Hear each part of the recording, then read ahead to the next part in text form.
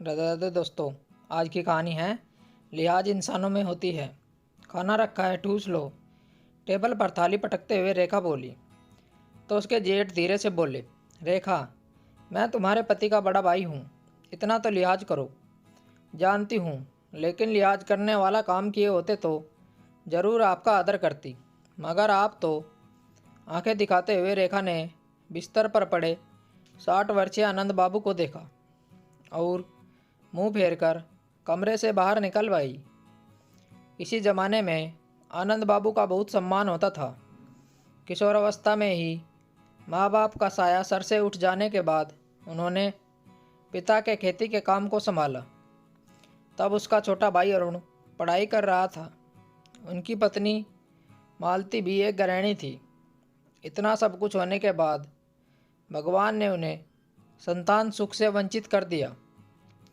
पत्नी ने उन्हें दूसरा विवाह करने की बात कही, लेकिन वो नहीं माने।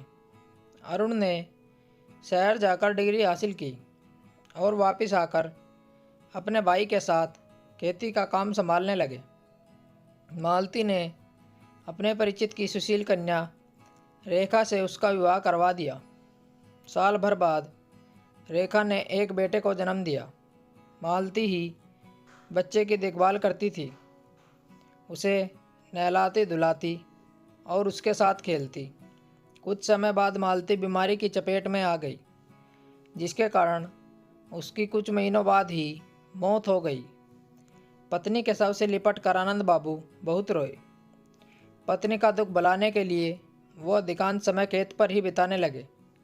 एक दिन खेत पर काम करने वाली बिमला रेखा के पास गई और रोते हुए बोली, मालकिन, बड़े बाबू। क्या बड़े बाबू? वो हम मजदूरिन के साथ। छी, उन पर ऐसा घटिया इल्ज़ाम लगाते हुए तुझे शर्म नहीं आई? उनकी उम्र का तो लिहाज करती।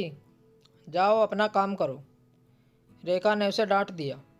कुछ दिनों बाद मीना और सुगना ने भी ऐसी ही शिकायत दी, लेकिन उसने ध्यान नहीं दिया। एक दिन काम से फुर्सत पाकर रेखा खेत पर चली गई। उसे आनंद बाबू दिखाई नहीं दिए। उसने सोचा शायद कमरे में आराम कर रहे होंगे। उसने दरवाज़ा खटखटाया। बड़े भैया, तबीयत तो ठीक है? तभी दरवाज़ा खुला और एक मजदूरिन कपड़े ठीक करती हुई निकली तो रेखा क्रोधित हो उठी। उसे देखकर आनंद बाबू घबरा गए। रेखा चीखी, आपको शर्म आनी चाहिए। मेरे के पति के भाई न होते तो मैं। रेखा, इस तरह मेरी इज्जत तो न उछालो। नियत खोटी हो तो इज्जत कैसी? आप मेरी नज़रों से गिर गए। वह पैर पटकती हुई घर आ गई। उसी दिन से उसने अपने जेठ की खेत पर जाने की मनाही कर दी और इन्हें घर के बाहरी कमरों में शिफ्ट कर दिया। घर के नौकर से ही खाना पीना भिजवा देती थी। आज नौकर बीमार था तो उसे ही थाली लेकर आना पड़ा।